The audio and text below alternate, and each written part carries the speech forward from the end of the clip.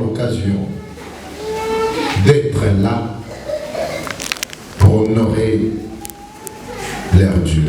Amen. L'Éternel Dieu, parmi le 7 jours de la semaine, a accordé une importance assez capitale à ces jours. Le jour des sabbats,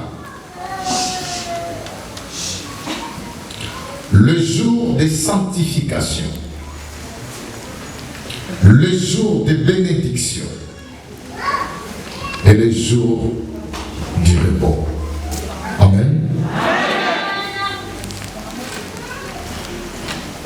Comment est-ce que Dieu, accordant à ce jour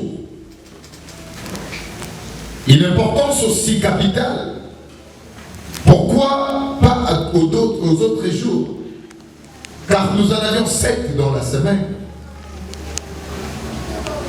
Notamment lundi, mardi, mercredi, jeudi, vendredi et samedi.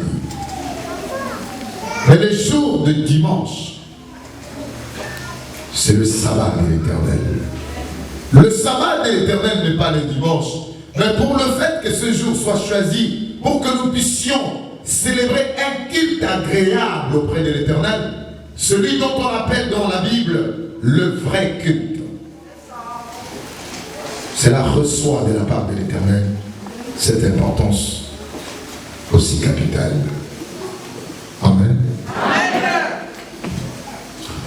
Il a toujours été attentif à la prière de ceux-là qui pour eux ont également compris l'importance de ces jours et qui en respectent minutieusement et qui en font une priorité pour leur vie et la première des choses de leur programme. Amen. Et c'est pour cette raison, pour vous qui êtes là, que le Seigneur vous bénisse infiniment. Le jour de sanctification, de bénédiction, sanctification, bénédiction. Nous ne parlerons pas de la sanctification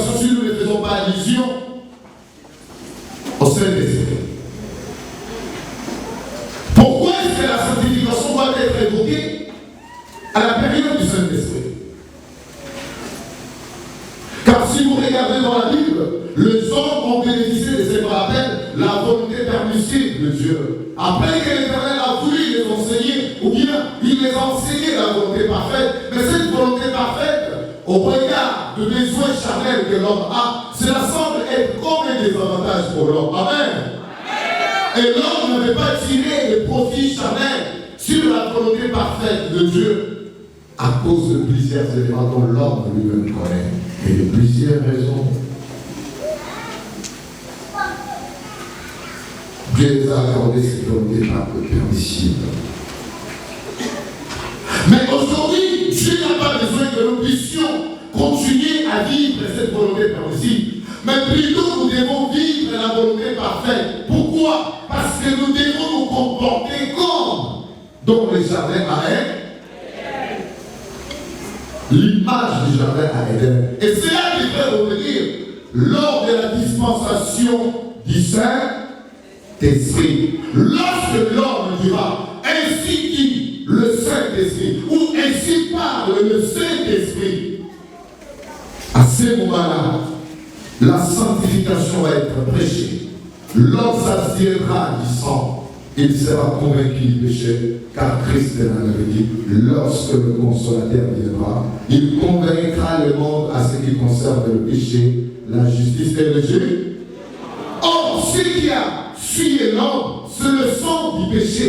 Alors Jésus n'a pas parlé de ça, car il donna la raison en disant, à ce qui concerne le péché, parce qu'il ne croit pas en moi, la justice parce que je vais au Père et vous ne me verrez. Mais comment il a promis qu'il devrait revenir? Nous revenons sur la promesse. À ce qui concerne le péché, parce qu'il ne croit pas en moi, la justice parce que je veux au Père et vous ne me verrez plus. Le jugement parce que le prince de ce monde est jugé. Ce qui nous intéresse ici, très rapidement, nous allons retenir des choses. C'est ce qui va nous introduire dans la prédication. Quand il sera venu, il convaincra le monde à ce qui concerne le péché. Pour que le monde se lève dorénavant le culte dont on appelle le vrai. Et cela pouvait faire la différence entre le faux culte et le vrai culte. Le vrai culte va être célébré là où les gens sont convaincus du péché, car ils s'abstiendront du sang. Il n'y aura plus de sang d'aucune espèce contre les mains, ni sur leurs lèvres. Alors, ils seront les vrais adorateurs qui adoreront le Père en esprit et en où je donnerai à ceux qui se votent tous pour les servir, pour les commettre accord, pour la liberté. Alors, je donnerai au peuple et à ceux qui se votent tous.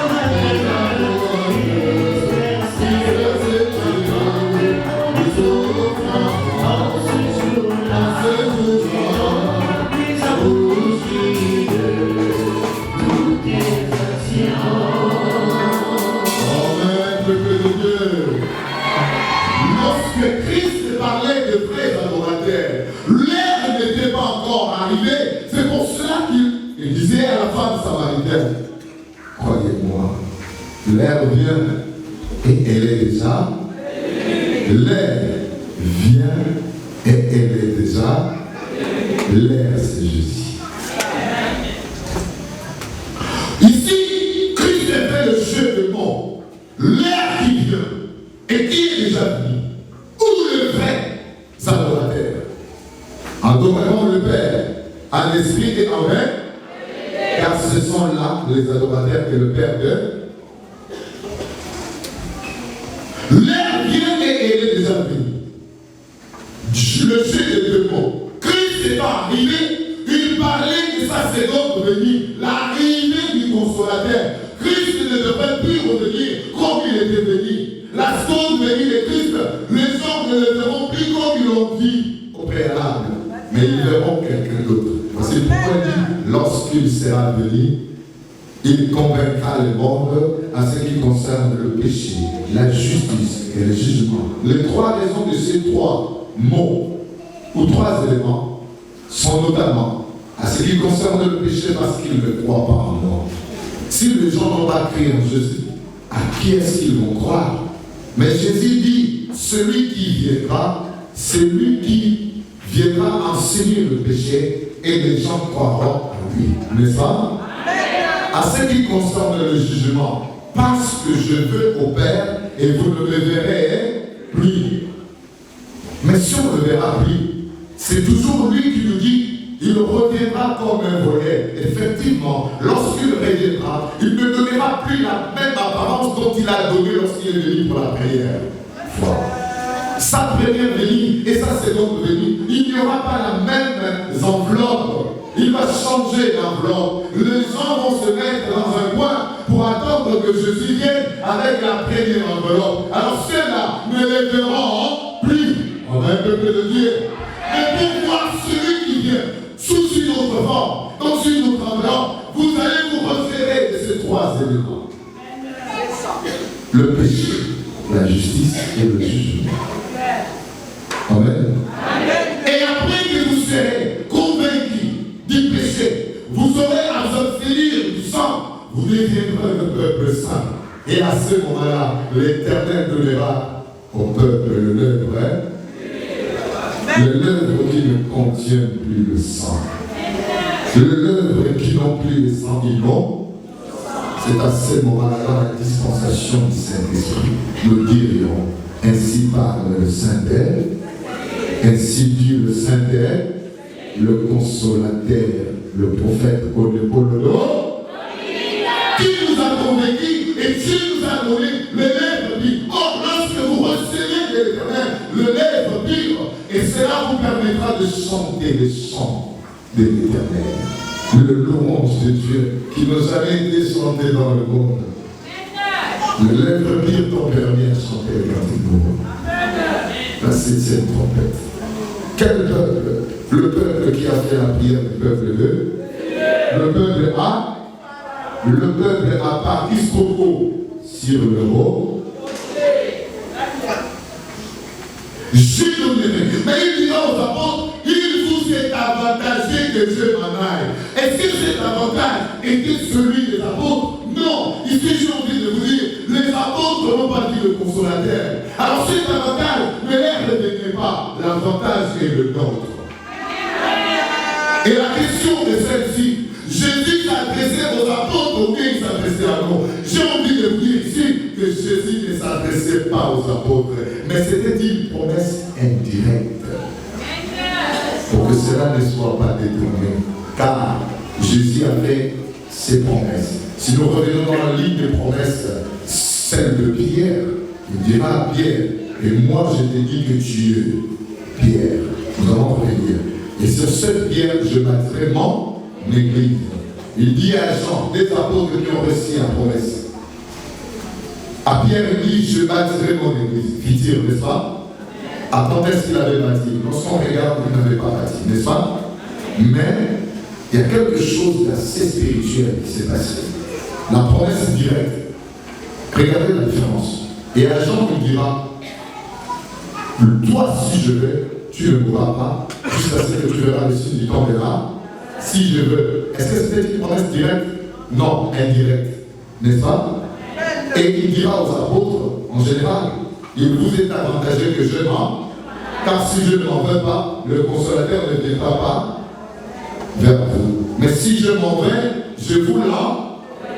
Et jusqu'au dernier apôtre, le consolateur n'était pas venu. Donc les apôtres n'avaient pas dit le consolateur. Jésus était menteur? Non.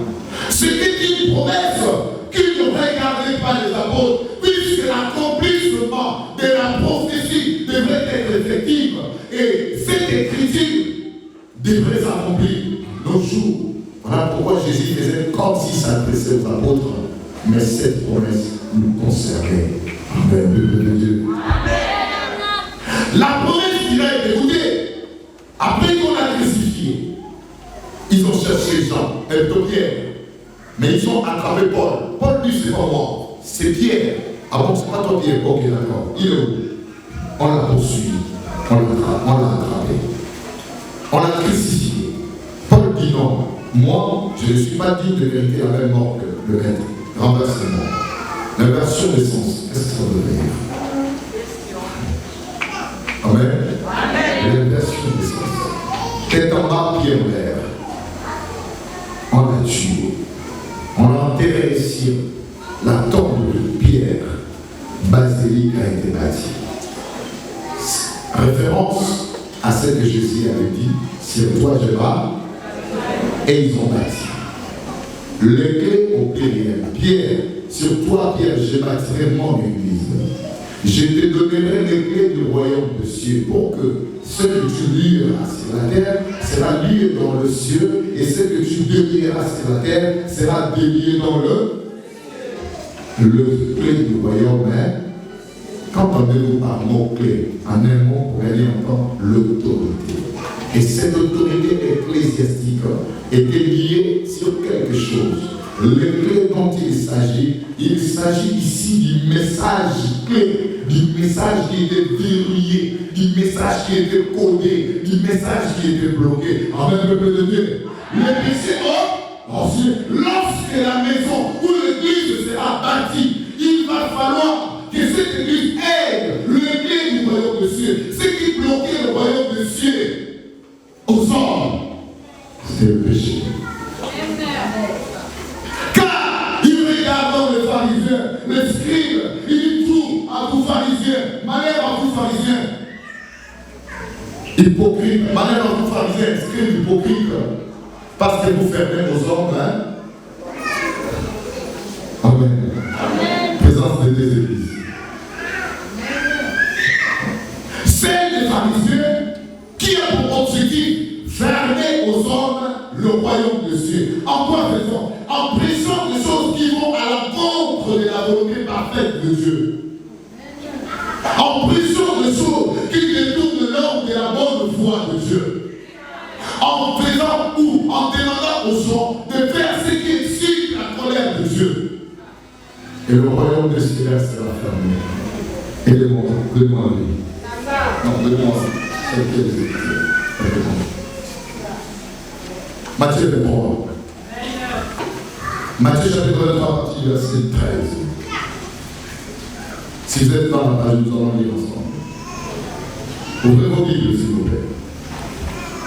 Matthieu chapitre 23, le verset 13.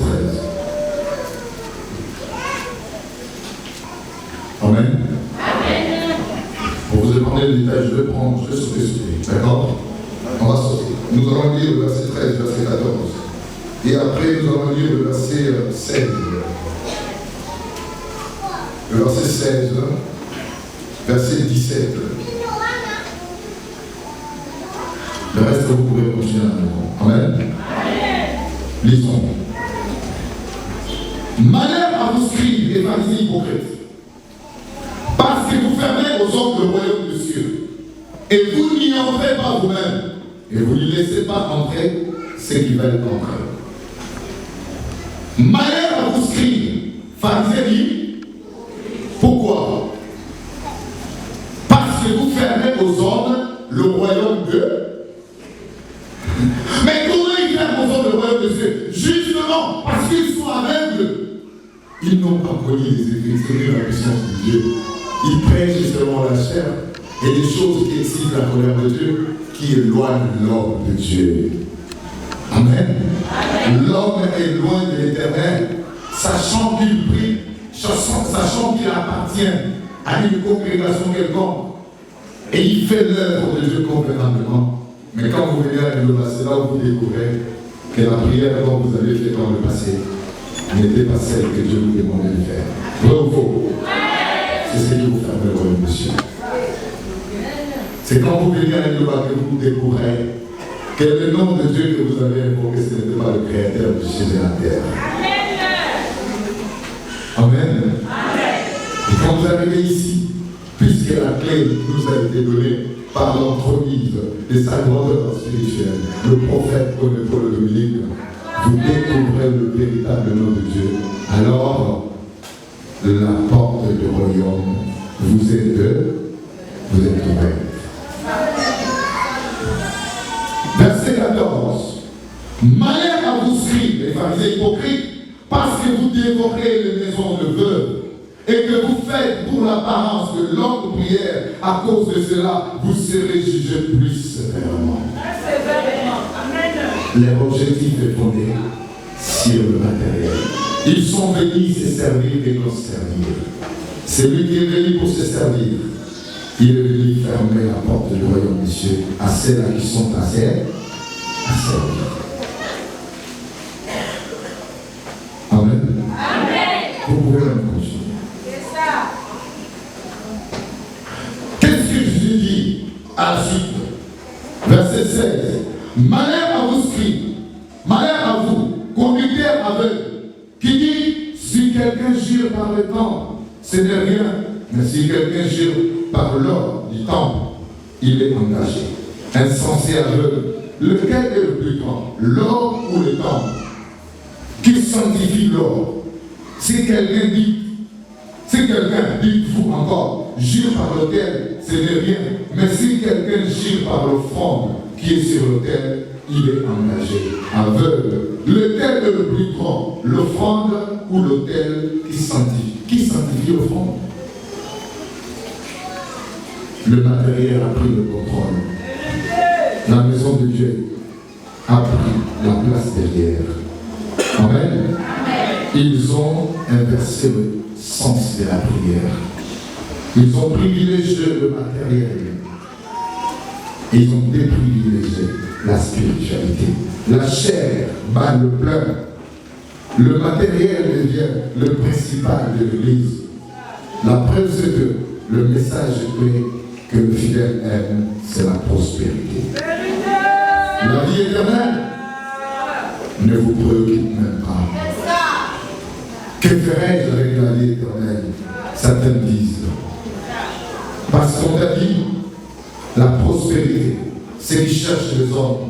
Venons à vous délivrer, chasser l'esprit de célibat. Ceux qui cherchent les femmes, on va chasser l'esprit de célibat. Ceux qui n'embauchent pas, on va chasser l'esprit de la stérilité. Et le royaume des cieux, pour cette dernière, et où il est fait fermé. La clé ne les a pas été donnée. Même à Noé n'avait pas eu l'opportunité d'avoir la clé. Il a demandé aux gens, selon la demande de Dieu, il a appelé les gens, venez, construisons l'arche. Car l'Éternel fera pleuvoir 40 jours et 40 nuits. Les gens disent non. Sous les effets de l'alcool, construis ton arche seul. Nous n'est pas avec toi. Fais-en seul. Nous n'est pas avec toi. Et qu'est-ce qu'on a à y foutre? Mais quand la pluie a commencé, l'inondation, les gens sont montés sur le toit, les maisons sont inondées. Ils sont venus demander, Noé, ouvrez-nous. Qu'est-ce que Noé avait dit? Le propriétaire a déjà fait, mais malheureusement, il a fait quoi? Il est parti avec les vieux. Amen, peuple de Dieu. Il est parti. Noé n'a pas eu de clé. Mais regardez à Pierre, je t'ai donné. C'est-à-dire, avant que les clés du royaume des cieux soient données à Pierre, il fallait que l'église soit bâtie bâti sur lui. Mais regardez ce que Jésus dit. Moi, je te dis que Dieu... Attendez. Il était Pierre ou son nom c'était Pierre? Il était Pierre ou il s'appelait Pierre? Attends, tu es maman ou tu t'appelles maman? Papa. Tu es papa ou tu t'appelles papa? Maintenant, Christ dit, moi, c'est moi qui dis, pas quelqu'un d'autre. Moi, je te dis que tu es. Est-ce qu'ici il faisait allusion à son nom? Ou bien, qu'est-ce qu'il voulait faire pour moi? Amen, peuple de Dieu. Une façon de dire, puisque l'Église est le corps de Christ, toi qui es le membre du corps de Christ, comme il est écrit, vous êtes le corps de Christ et vous êtes ses membres, chacun pour ça. Puisque tu es le membre de ce corps, car tu as reconnu que je suis le Christ, le Fils du Dieu vivant, tu n'as pas dit que je suis Jésus. Or, ceux qui ont dit Jésus ont été révélés par le sang et la chair. Mais Pierre n'a pas été révélé par le sang et la chair. Raison pour laquelle, au lieu de commencer par Jésus, il a commencé par Christ, Fils du Dieu prêt. Donc ce ne sont pas la chair, ni le sang qui l'ont révélé cela, mais c'est l'Esprit de Dieu. Et moi, Jésus, je te dis que tu es. Or, la pierre angulaire, c'est Jésus. Le rocher, c'est Jésus. Comment est-ce que Pierre va être une pierre? Ou si je dois bien parler, ou bien dire, j'ai envie de dire, comment est-ce que Simon va devenir la pierre? Parce que là, Jésus disait qu'il était lui-même la pierre. Il ne faisait pas allusion à son nom, mais par contre à ce qu'il était. Pas à ce qu'il avait. Il avait son nom, Simon. Donc Jésus avait changé à Pierre. Mais Jésus a prédit qu'il était Pierre. Amen. Amen. Amen. La pierre rejetée par le baptistère, c'est celle qui est devenue la principale des larmes. La pierre angulaire, c'est Jésus. Christ devrait déjà bâtir son église. Et quelle église? L'église qui est son corps. Lequel est le corps? Pas le premier, mais le second corps, qui est le corps glorieux, dont Jésus a porté lors de sa résurrection. Après la résurrection, Jésus a porté le corps glorieux. Ce corps glorieux, c'est dans ce corps dont Pierre faisait partie. Voilà pourquoi on dit, vous avez été édifiés sur le fondement des âmes. Or, pour bâtir cette église, il a fallu qu'il y ait un fondement, n'est-ce pas? Une fondation, un soubassement. Le soubassement de l'église, ce sont les apôtres. Qui précisément Pierre avait eu cette place d'être parmi les soubassement. Amen. Éphésiens chapitre 2, verset 20.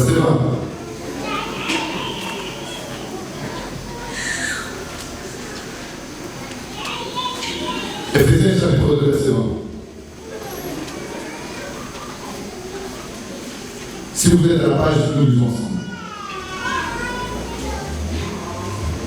Vous avez été édifiés sur le fondement des apôtres et des prophètes.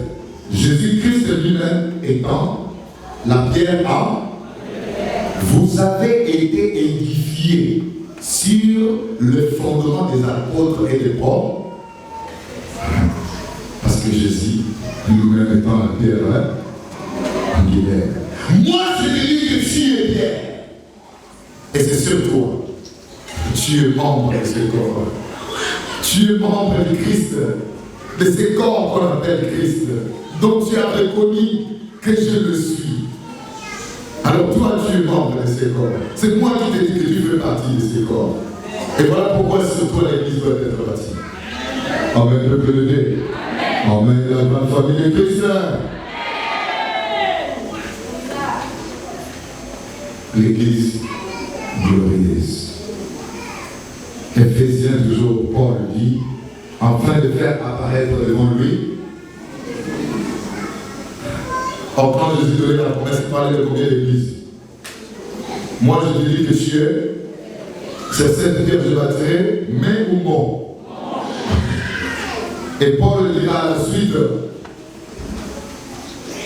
afin de faire apparaître devant lui une église. une seule.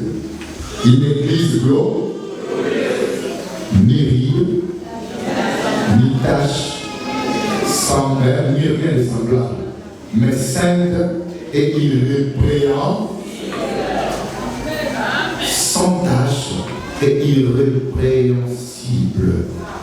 Dans la sainte doctrine du Seigneur Jésus-Christ de Nazareth, dont il a donné à son humble serviteur comme le Paul public, qui trouve des erreurs, qui trouve des fraudes dans la doctrine de Jéhovah. Qu'est-ce que vous avez à reprocher? Vous posez des questions, vous avez des réponses avec les références rapides, n'est-ce pas? Qu'est-ce que vous pouvez reprocher à Jéhovah? L'église des démons des magiciens, on ne mange pas la viande. Quand vous êtes arrivé avec cette intention, on vous a ouvert la Bible. Vous n'avez pas, n'est-ce pas, changé la vie? Vous avez été convaincus, n'est-ce pas? Et finalement, la clé nous a été donnée.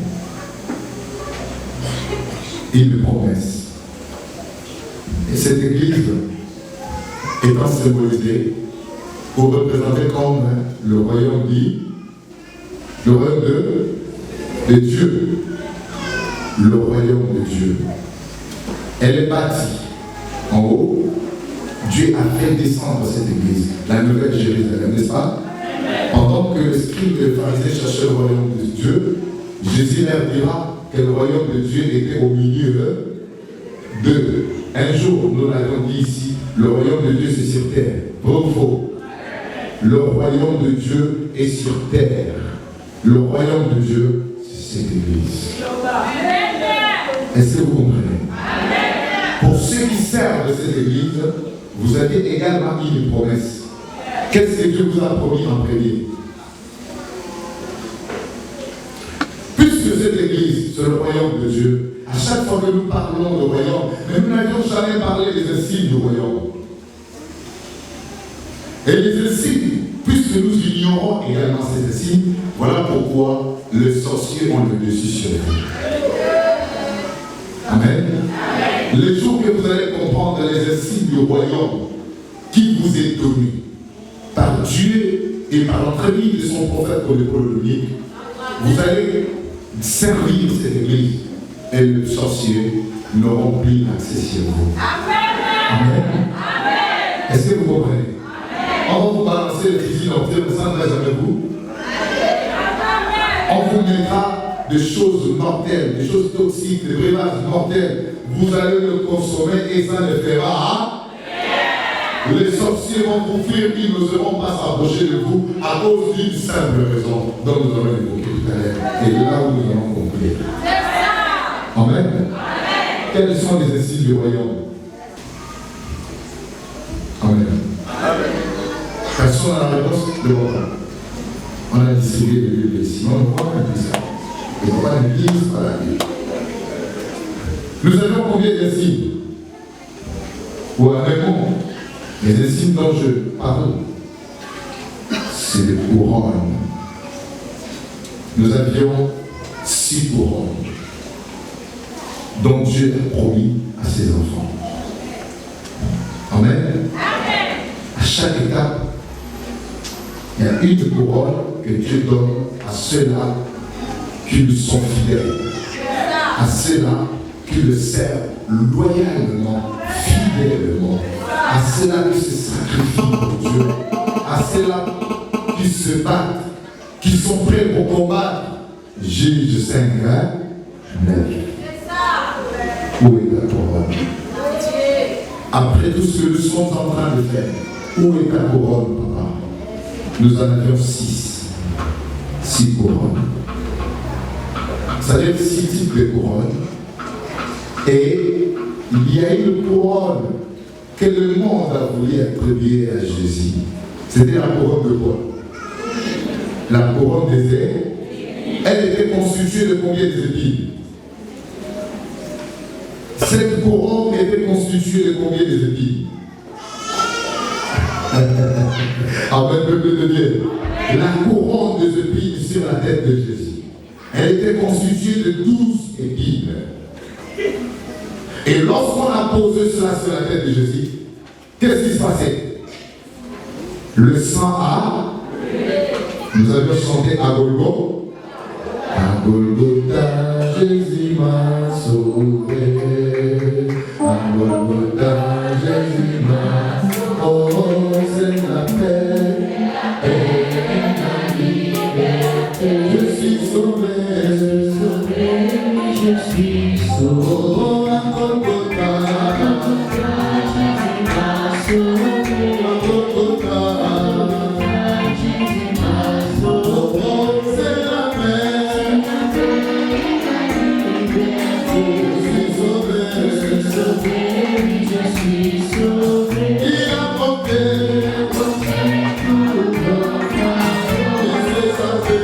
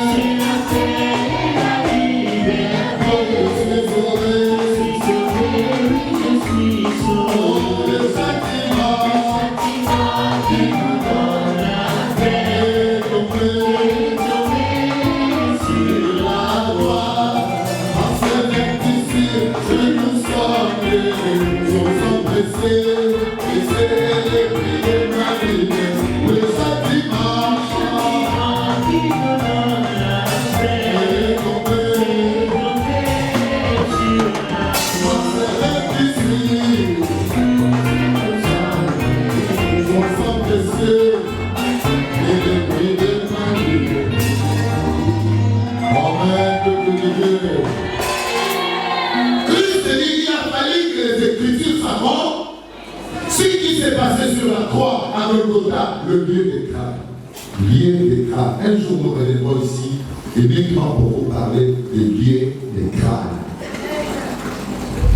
Pourquoi est-ce que le choix s'est porté à crucifier Jésus dans un lieu appelé lieu de crâne?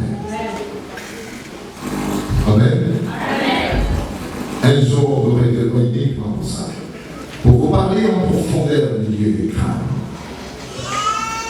Ils ont mis sur la tête une couronne constituée de 12 épines. Et ces épines sont rentrées sur la tête de Jésus. Le sang a. Mais il y a eu un événement assez spirituel et extraordinaire qui s'est passé. Et grâce à cet événement, ceux qui ont été à l'origine de ça ont obtenu une grâce éternelle. Amen. Amen. Qui sont ceux-là? Et de quel événement s'agit-il? On parle de quel événement? Le sang de Jésus a coulé. Le sang précieux, qui d'ailleurs est le prix de notre liberté. Lorsque ce sang coulait, il y avait une quantité qui devait couler. Dépasser cette quantité, autre chose devait arriver, la malédiction. Pour que cette quantité soit respectée, il y a eu 12 espèces, 12 oiseaux qui sont arrivés, ils sont atterris sur Jésus. Et chacun d'eux enlevait une épine et partait jeter plus loin. La quantité de sang a atteint 5 minutes. Il s'agit de quels oiseaux? Quel type d'oiseaux? Les hirondelles. Oh, Christ étant ayant l'âge de 5 ans, préparez déjà comment est-ce qu'il va s'en sortir sur la croix. Pour que ce qui a été promis se réalise. À l'âge de 5 ans, il jouait avec le sol, avec la poussière, il a fait la boue. il en a fait à 5 ans et après pendant son ministère. Pour guérir un aveugle, il a fait la même chose. Donc tout l'aveugle, il en a fait avec sa salive, il crache au sol, il prend la poussière avec sa salive, il forme la peau, il frotte sur les yeux de l'aveugle, tout en lui demandant, va te laver au réservoir de Siloé. Il est parti se laver, il est revenu, il voyait les gens qui marchaient, il voyait les arbres qui marchaient comme des ombres. Il ne voyait pas bien, la vision n'était pas assez claire. Et il répare, lave-toi encore à nouveau. Il est reparti, il s'est lavé. Et lorsqu'il revient, il voyait de la claire. Mais à 5 ans, à l'âge de 5 ans, il jouait avec la poussière. Et prenant cette poussière avec de l'eau, il forma la boue. Et il y avait une espèce d'oiseau. Les hirondelles. Il a créé 12 hirondelles. Amen. Il les a dépêchés. Ils se sont envoyés, ils sont partis. Et ces hirondelles avaient un rôle à jouer. Et qu'est-ce qui s'est passé? Elles ont été loyales, fidèles à Jésus. Et qu'ils le sont également ici fidèles. Est-ce que nous sommes fidèles à Christ? Est-ce que sommes-nous de vrais chrétiens? Où est notre fidélité si nous le sommes réellement? Pendant le moment difficile, nous fuyons Jésus. Il n'y avait plus personne autour de lui, le sang coulait, personne ne lui est venu en aide. Les hirondelles ont dit non, allons enlever ces épines pour respecter la quantité du sang qui doit couler pour faire obtenir la rédemption. Elles sont parties, elles ont enlevé les épines sur Jésus. C'est la couronne que le monde a voulu attribuer à Jésus. Cette couronne n'était pas pour lui.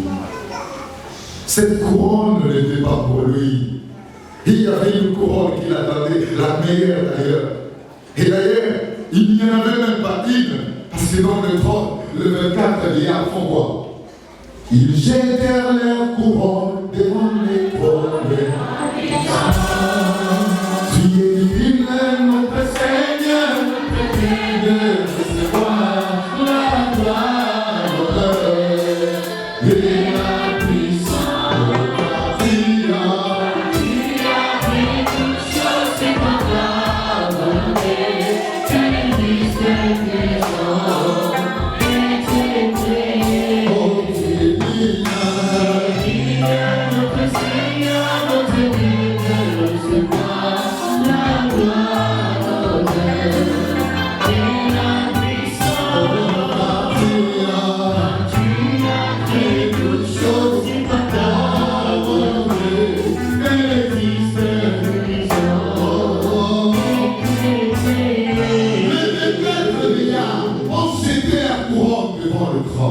En disant, tu es notre Seigneur, notre Dieu, de recevoir quoi?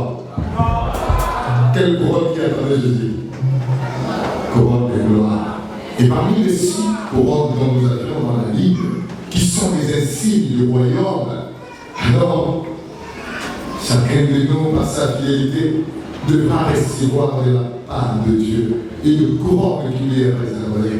Celle qui était réservée à Jésus, c'était celle de la gloire. Alors, l'ennemi a voulu humilier Jésus sur la terre, sur la croix, en voulant mettre sur Jésus la couronne. Mais cette couronne appartenait à quel royaume? Amen, peuple de Dieu. Amen. Vous allez le dire. Nous allons énumérer ces couronnes. Vous allez lire les références. Allez-y. Oui, allez-y. Je vais vous prendre le micro. Amen. Amen. Nous allons lire la première référence de la couronne de justice. Première couronne. Couronne de justice, c'est de Timothée 4, 7 à 8. Première, parmi les 6 couronnes que nous avions. La première couronne, parmi les 6 couronnes que Dieu nous a réservées, bien évidemment. La première couronne, c'est la couronne de justice. Amen. Amen. De Timothée 4, 7 à 8. Pour humilier Jésus sur la croix, on a donné une couronne. Mais nous allons comprendre la couronne là tout à l'heure. Une couronne d'humiliation. Vous savez, c'est laquelle? La couronne corruptible. Or, après la résurrection, Jésus devrait se débarrasser du corps corruptible il allait porter, ou il devrait porter le corps bleu, avec la couronne bleu. Allez-y. 2 Timothée 4, chapitre 7 à 8. Nous lisons la chapitre 4, verset 7 à 8. Nous lisons la parole de Dieu au nom puissant de notre Seigneur Jésus-Christ de Nazareth. Amen. J'ai combattu le bon combat. J'ai achevé la course. J'ai gardé la foi. Désormais, la couronne de justice m'est réservée. Le Seigneur, le juste juge, me la donnera dans ce jour-là, et non seulement à moi, mais encore à tous ceux qui auront aimé son avènement. Attendez, une minute. Jésus est venu avec cette couronne de justice ou pas? Il nous a amené combien de ministères? 2 ministères. Celui de la justice et de la réconciliation. Cette couronne de justice, il en avait déjà dans le royaume. Mais pour ceux qui vont combattre avec lui, ceux-là auront cette couronne de justice et qui la porteront avec Jésus ensemble dans le royaume.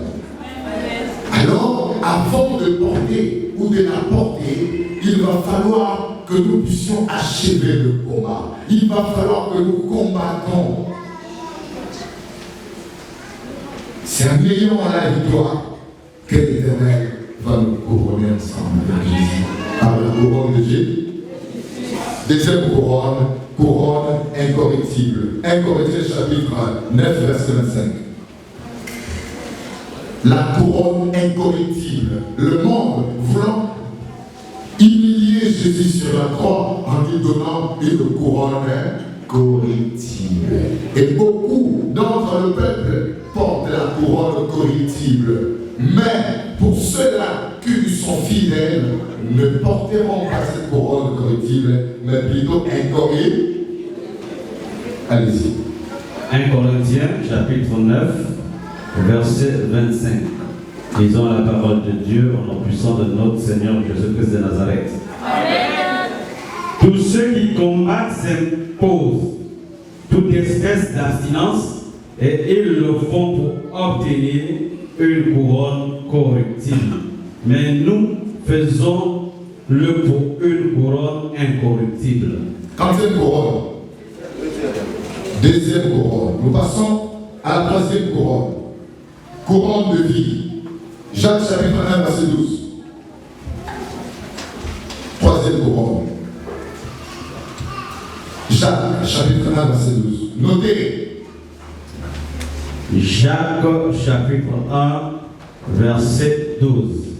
Lisons la parole de Dieu au nom puissant de notre Seigneur Jésus-Christ de Nazareth. Heureux l'homme qui supporte patiemment la tentation, car après avoir été éprouvé, il recevra la couronne de vie que le Seigneur a promis à ceux qui l'aiment. Il a promis cette couronne de vie à qui? Vous aimez Dieu? Si quelqu'un dit que j'aime Dieu et qu'il haït son frère, c'est un menteur. Car celui qui n'aime pas Dieu qu'il voit, comment peut-il aimer Dieu? Celui qui n'aime pas son frère qu'il voit, comment peut-il aimer Dieu qu'il ne voit? Un Jean chapitre 4, verset 1. Si quelqu'un dit j'aime Dieu, comme vous avez répondu, Amen. Mais regardez celle qui est à tes côtés, celui qui est à tes côtés. Vous ne vous entendez pas. Vous ne l'aimez pas. Toi, moi, je ne t'aime pas. J'aime pas la maman. Elle est mauvaise. J'aime pas le papa. Il est mauvais. Et j'aime Dieu. N'est-ce pas? Qui aime Dieu? Il y a plus personne qui aime Dieu ici. Vous aimez Dieu, n'est-ce pas? Commencez par aimer votre propre. Car celui qui a l'image de Amen, peuple de Dieu. La couronne de vie vous sera donnée. Car Dieu en a uniquement réservé à ceux qui l'aiment. Si vous aimez Dieu, alors commencez par l'aimer. et par aimer votre frère. Amen. Nous passons à la 4e couronne. Couronne de gloire. 1 Pierre 5, 4. 4e couronne, couronne de gloire. 1 Pierre chapitre 5, le verset 4. 1 Pierre chapitre 5, verset 4. Lisons la parole de Dieu au nom puissant de notre Seigneur Jésus-Christ de Nazareth. Amen. Et lorsque le souverain pasteur Pétra, vous obtiendrez la couronne incorruptible de la gloire. Nous reprenons 1 Pierre chapitre 5, verset 4. Lisons la parole de Dieu au nom puissant de notre Seigneur Jésus-Christ de Nazareth. Amen. Et lorsque le souverain pasteur Pétra, vous obtiendrez la couronne incorruptible de la gloire. Amen. Et 5e couronne, c'est la couronne de joie. Lisez Psaume 16. Psaume chapitre 16.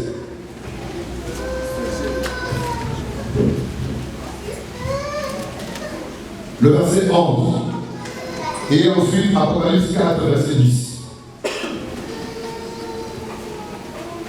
Psaume chapitre 16, verset 11. Et c'est le 6e couronne, Apocalypse 4, 10. Psaume chapitre 16, verset 11.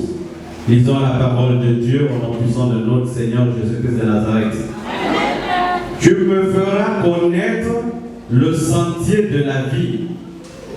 Il y a d'abondantes joies devant ta face, des délices éternelles à ta droite. Oui, l'abondance joie. Si vous lisez dans une autre version, on va vous parler de la couronne de joie. Amen. Amen. Voilà, nous passons à Apocalypse 4, 10. Apocalypse chapitre 4, verset 10. Nous lisons la parole de Dieu au nom puissant de notre Seigneur Jésus-Christ de Nazareth. Les 24 vieillards se prosternèrent devant celui qui est assis sur le trône. Et ils adorent celui qui vit au siècle des siècles. Et ils jettent leur couronne devant le trône en disant: Tu es digne, notre Seigneur et notre Dieu, de recevoir la gloire et l'honneur et la puissance, car tu as créé toutes choses, et c'est par ta volonté qu'elles existent et qu'elles ont été créées. Amen. Amen. Il a créé toutes choses, y compris les hirondelles. Les hirondelles sont aujourd'hui appelées des oiseaux sacrés, des oiseaux migratoires. Le lieu de demeure des hirondelles sont le lieu des cultes. Le lieu où les hirondelles placent leur nid ne sont que le lieu de culte. Elles ne vont pas ailleurs. Elles ne font pas l'objet de la chasse auprès des prédateurs. Mais pourquoi? Parce que leur chair est tellement mère. On ne le mange, hein? Et les gens ne le font pas, car. Ça dit que personne ne s'intéresse aux hirondelles. Car l'Éternel a rendu la chair de l'hirondelle amère, au point où l'homme ne désire même pas un peu toucher ça. Et le prédateur ne représente même pas un danger pour les hirondelles. Mais pourquoi est-ce que le diable représente un danger pour toi? Parce que ta chair n'est pas amère. Ta chair est sucrée. Voici pourquoi tes oppresseurs tombent toujours sur toi. Amen. Voilà pourquoi le Seigneur dit, il va falloir que tu commences par être fidèle, à combattre pour que Dieu puisse changer le goût de ta chair. Et c'est ce jour-là que l'ennemi ne va plus l'importance de le poursuivre. Et vous savez comment ils diront?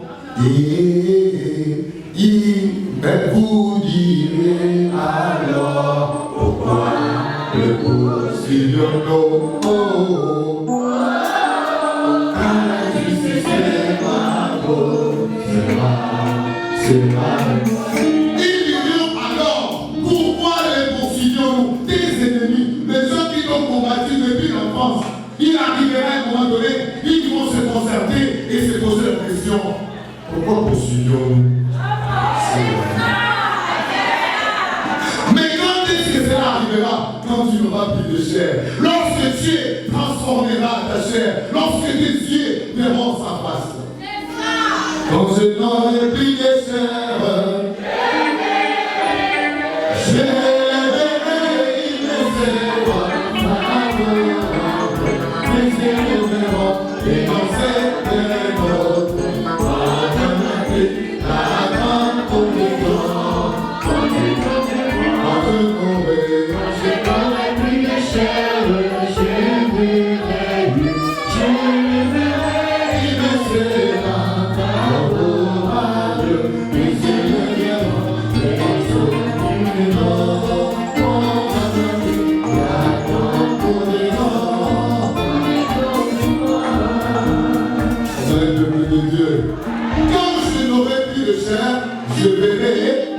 je verrai,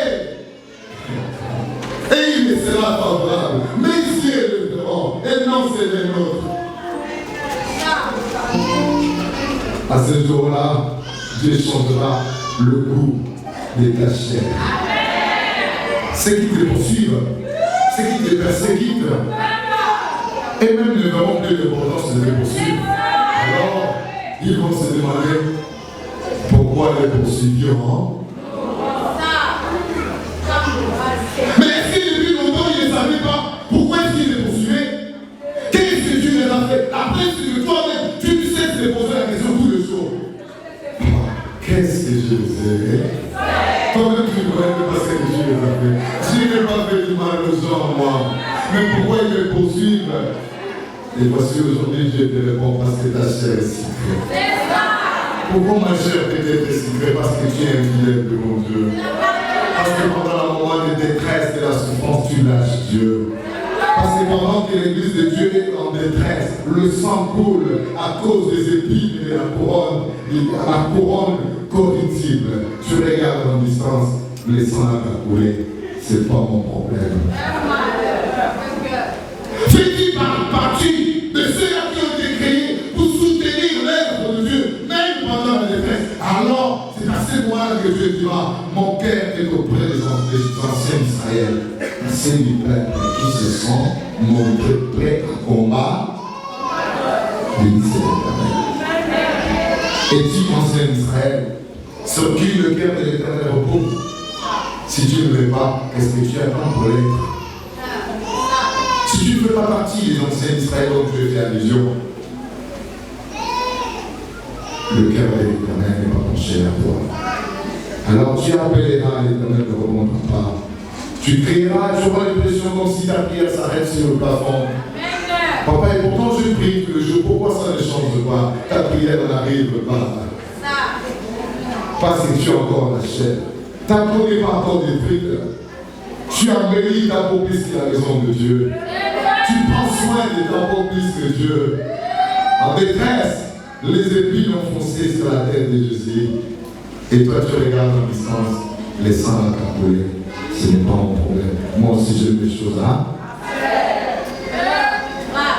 Les Irlandais n'ont pas voulu que Christ demeure longtemps avec cette douleur. Ils sont venus, elles sont venues enlever les épines. Et Joseph d'Arimathée est venu demander le corps pour aller dans ses veillées. Dieu peut-il compter à toi ou sur toi? Est-ce que Dieu peut compter sur toi? En quoi est-ce qu'il peut compter sur toi? Quand pour toi tu as encore la chair, ta peau n'est pas encore détruite. Vous connaissez comment est-ce que vous devez la à la peau? C'est quand vous dites la charité de l'homme, comment ça? Pendant ces temps, l'église de l'Éternel est en détresse. Pendant ces temps, Dieu regarde qui lui seront fidèles jusqu'à la fin, même pendant le temps de la détresse, afin qu'il les couronne. La couronne est là. situation pour toi, tu ne parviens pas à la supporter. Comment tu vas cette couronne? Comment tu vas te couronner? Les insignes royales. Et tu, le jour que tu mettras Dieu en priorité dans ta vie, il sera favorable. Papa, pour le soin du visage, le maquillage de ta femme, mais pédicure, manicure. Pas encore, je vais dire. Il faut les tranquilles. Papa, tu sors combien? Combien tu donnes à ta femme chaque dimanche pour donner au fond? Pour donner la quête. Tu prends une enveloppe, tu mets 5 000 dedans. Mais tu as pris 70 000, tu as laissé au salon. Et après, tu vas poser la question, pourquoi ma prière n'arrive pas pour Dieu? Pourquoi est-ce que Dieu n'exauce pas ma prière? Parce que ta chair est encore là, elle n'est pas encore détruite. Pour que Dieu se lève dans ta vie, après que tes ennemis te combattent, il s'élèvera le dernier, n'est-ce pas? Par une condition. Laquelle? Et il s'élèvera le dernier. S'il dans ma peau, sera détruit. Il s'élèvera.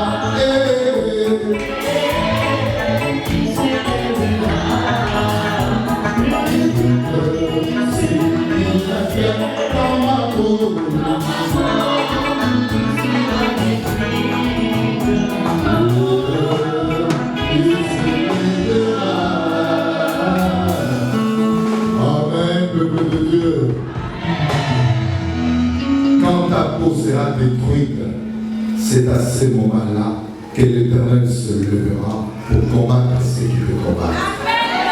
C'est à ce moment-là qu'il se lèvera pour te répondre favorablement. C'est à ce moment-là qu'il se lèvera pour te récompenser. C'est à ce moment-là qu'il se lèvera pour te couronner. Mais tant que ta peau n'est pas encore détruite, il n'y a pas moyen qu'il se lève. Mose, tu nous dis de nous abandonner, qu'on s'occupe plus de ses corps, c'est pas ce que je dis, mais j'ai envie de dire que tu mettes Dieu en première place. De la même manière dont tu prends l'importance, que tu donnes l'importance à ta chair, si tu pouvais donner ça double à Dieu, tu seras plus heureux. Amen. À quoi cela te sert donc d'avoir un corps embelli et l'intérieur bourré de maladies? C'est une enveloppe inutile. On te voit bien habillé, bien décoré, mais à l'intérieur, si on regarde avec le scanner, on se demande comment même tu fais pour vivre. Comme on ne sait pas privilégier Dieu. Amen. Arrêtez de privilégier la chair. C'est à ce moment-là que l'Éternel se manifestera dans ta vie. Est-ce que vous avez compris? Dieu peut compter sur toi afin qu'il transforme ta chair en remplaçant en paix. Alors s'il peut compter sur toi, après on va le voir. Mais attendez, est-ce que Dieu a créé les carnivores? Dans la Bible, donnez-moi un peu cette Bible. Il a créé des herbivores. Et ces animaux, par les mauvaises intentions de l'homme, sont devenus des carnivores en suivant l'homme. La preuve, c'est que ton chien, tu l'as jeté là-bas, on l'appelait Milou. Chez toi, tu l'appelles Hérode. Il n'obéit pas. Il ne t'écoute pas. Il veut mordre quelqu'un, tu dis, hé toi, mets-toi ici. Toi, viens, quitte là. Il n'écoute pas. Pourquoi est-ce que tu lui dis de manger et lui ne va manger? Vous n'avez jamais vu un chien qui mange de l'herbe? Qui l'a dit de manger de l'herbe? C'est toi qui lui donnes l'impression de lui donner la viande tous les jours et le goût est rentré. Et si de chez toi tu ne peux pas avoir la viande, il va devoir se conformer à ce que toi tu manges. N'est-ce pas? Hein? Qui l'avait dit que quand tu manges le poison, il faut manger l'herbe? Quand le chien mange le poison, il mange l'herbe. Même quand il a mal au ventre, il mange de l'herbe. Vous dégagez, n'est-ce pas? Qui l'avait dit de manger l'herbe? Son vétérinaire. Donnez au chien ce que tu vas manger. Écoutez bien, chers frères et sœurs, que ce soit l'homme, que ce soit l'animal, vont être jugés pareil. Hein? Ce qui vers l'homme et les animaux, c'était la supériorité que Dieu avait mise sur l'homme. Parce que l'homme a son image. Et lorsque dans Genèse, il présenta la nourriture que tout être vivant, que ce soit l'homme, la volaille, l'espèce aquatique et l'animal devrait manger, il n'a même pas donné la viande. Il dit ceci, Genèse chapitre 1, verset 29 à 30. Voici ce qu'il dit. Et Dieu dit, voici, je vous donne toute herbe portant de la sémence et qui a la surface de toute la terre. Et tout arbre ayant produit du fruit, d'arbre et portant de la sémence, ce sera votre nourriture. Et à tout animal de la terre, sans exception, à tout animal de la terre, à tout poisson du ciel, et à tous ceux qui se mettent sur la terre, ayant en soi un souffle de vie, je donne toute herbe verte pour nourriture, et c'est la vie. Qu'est-ce que tu veux dire? Donne Dieu le domaine de Dieu. Tu as compris? Tu manges de légumes, tu donnes la donne. Tu cherches à faire pécher l'autre. Le jour que l'homme a péché, a détruit le souffle de vie, Dieu a enlevé ce qui marquait la différence entre l'homme et les animaux. La supériorité que Dieu avait donnée à l'homme, Dieu avait annulé ça. Et depuis ce jour, il nous regarde pareillement. Vous êtes d'accord avec moi? Bon, c'est donc tu veux dire que moi, je suis pareil qu'un animal. De la même manière qu'il respire, tu respires aussi. Ton sang est rouge, le sien aussi est rouge.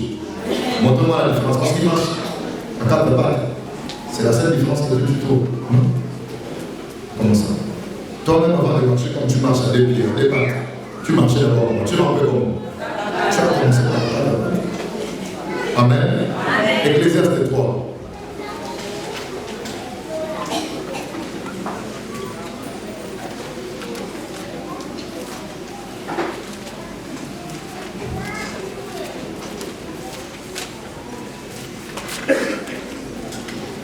Ecclésiaste, chapitre 3, nous commençons à partir du verset 17.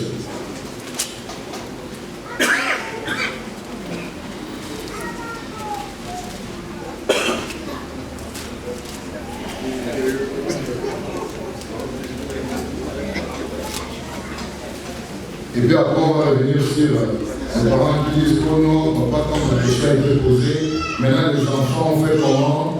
Les enfants, ils ne connaissent pas encore, mais pour connaître quelque chose, on en pense aux enfants. Mais dans ton maman, tu as compris l'utilité de ne pas manger. Papa, tu as compris l'utilité de ne pas manger, mais tu donnes quand même aux enfants. Moi, je vais sauver ma vie, et les enfants, vous n'avez qu'à détruire votre vie. C'est ça, non? C'est le meilleur parent des enfants. Dieu va t'acclamer, Dieu le sait. Ecclésiaste chapitre 3, verset 17. J'ai dit à mon cœur, Dieu jugera les justes et les méchants, car il y a là un temps pour toutes choses et pour toute œuvre. J'ai dit à mon cœur au sujet du Fils de l'homme, que Dieu les éprouverait, et qu'eux-mêmes verraient qu'ils ne sont que de bêtes. Car le sort des fils de l'homme et celui de la bête sont pour eux un même sort. Comme meurt l'un, ainsi meurt l'autre. Ils ont tous un même souffle, et la supériorité de l'homme sur la bête est nulle, car tout est vanité. Tout va dans un même lieu, tout a été fait de la poussière, et tout retourne à la poussière. Qui sait si le souffle des fils de l'homme monte en haut, et si le souffle de la bête descend en bas dans la terre? Et je vis qu'il n'y a rien de mieux pour l'homme que de se réjouir de ses œuvres. C'est là sa part. Car qui le fera jouir et ce qui sera après lui? On est pareil ou pas? Nous avons été créés de la même manière ou pas? Ce qui différait, c'était quoi? La supérieure. Maintenant que cette supériorité est née, qu'est-ce qui diffère encore? Et donc, si tu vas être jugé, Donc Genèse dit qu'il redemandera les âmes. L'âme de l'homme à l'homme qui est son, et l'âme de l'animal également. Le jour du jugement, même ceux qui dévorent en cause vont être jugés. Ils vont être jugés. De la même manière dont Dieu les jugera, il jugera également ces animaux comme ça. C'est l'homme qui les a appris ça. Parce qu'avant l'homme, demandez-moi maintenant, dites-moi Noé avec les animaux, que ce soit sauvages ou domestiques, que ce soit animaux de compagnie. Qu'est-ce qu'ils avaient mangé dans l'arche? Quelle a été leur provision? Noé les avait donné la viande? Mais non. Vous avez un animal de compagnie, le mieux c'est que vous mangez. Point bas, n'est-ce pas? C'est bien clair, n'est-ce pas? La corruption, à cause du désir de la chair, à cause de ce que l'homme a fait, alors Dieu a enlevé ça, enlevé la sécurité, on est pareil. Il y a les chiens policiers, il y a des hommes qui sont policiers, n'est-ce pas? Les chiens là, on va dire, tout ce que les Africains connaissent, c'est le bureau, c'est le fétiche. On dit à les chiens d'aller chercher un criminel ou quelqu'un qui a le stupéfiant. Le chien rentre dans un véhicule, il détecte le stupéfiant et on va dire que c'est le fétiche. On l'a déjà vacciné, on l'a éduqué. C'est le complexe d'infériorité. On l'a éduqué. Quand tu donnes le nom à ton chien, ce n'est pas le fétiche. Et il écoute ce nom, il comprend que dorénavant, Milou c'est moi. Rex c'est moi. Il comprend ça, n'est-ce pas? Quand les autres éduquent leur chien, c'est le fétiche. C'est comme ça que les Africains sont. Quand quelqu'un fait quelque chose de plus mieux que toi, il a le fétiche. Complexe d'infériorité. Voici le tabernacle de Dieu avec les hommes. Il habitera avec eux, ils seront son peuple et Dieu sera avec eux. Amen. Amen.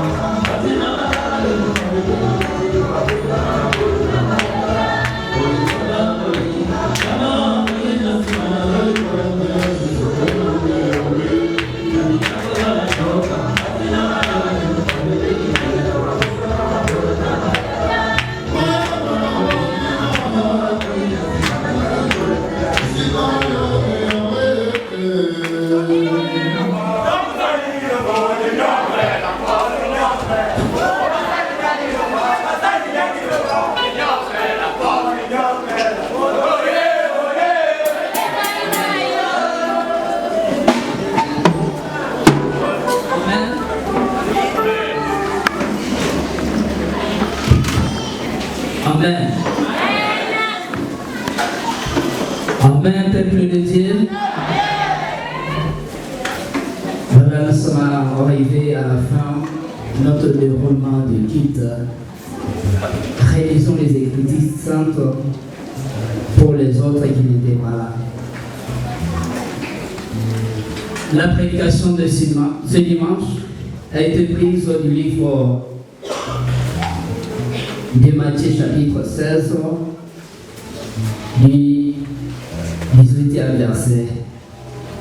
Lisons les Écritures saintes au nom de Jésus-Christ de Nazareth.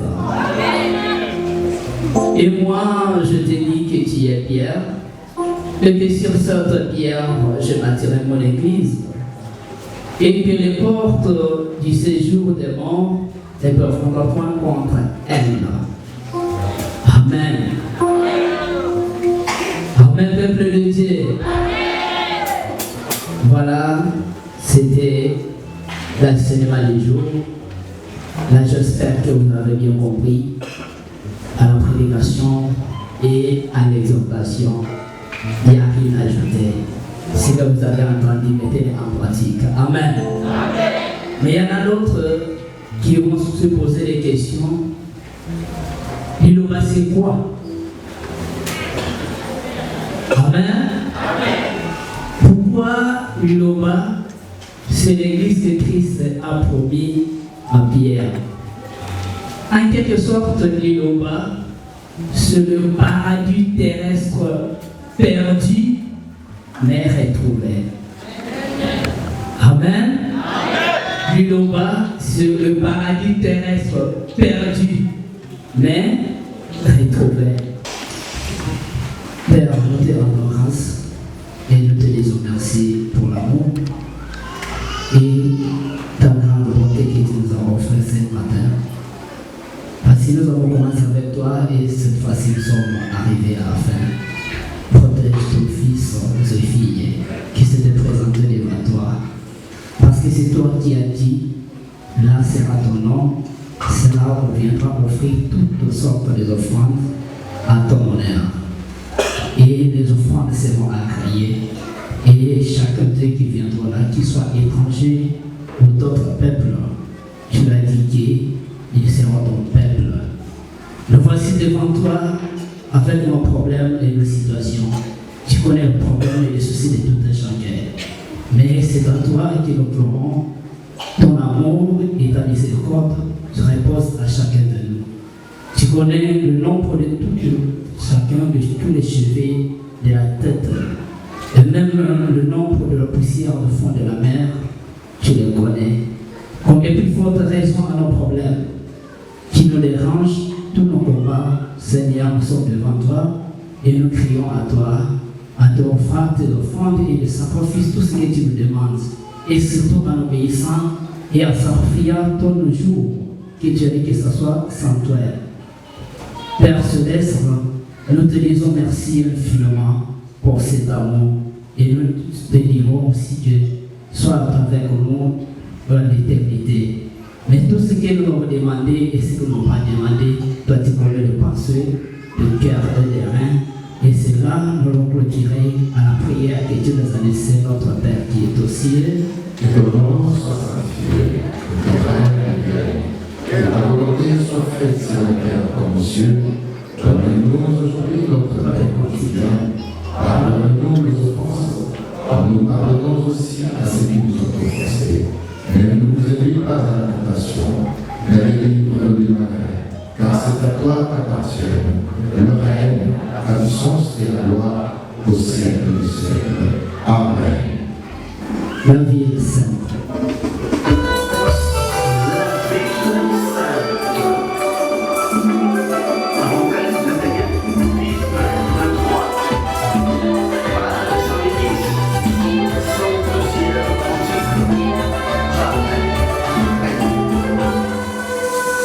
La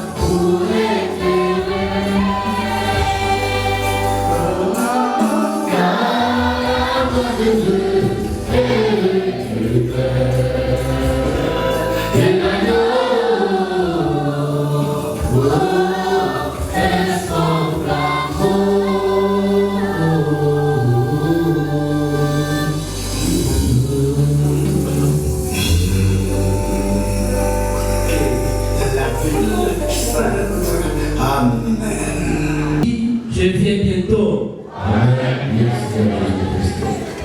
Que la grâce de notre Seigneur Jésus-Christ de Nazareth soit avec tous. Alléluia.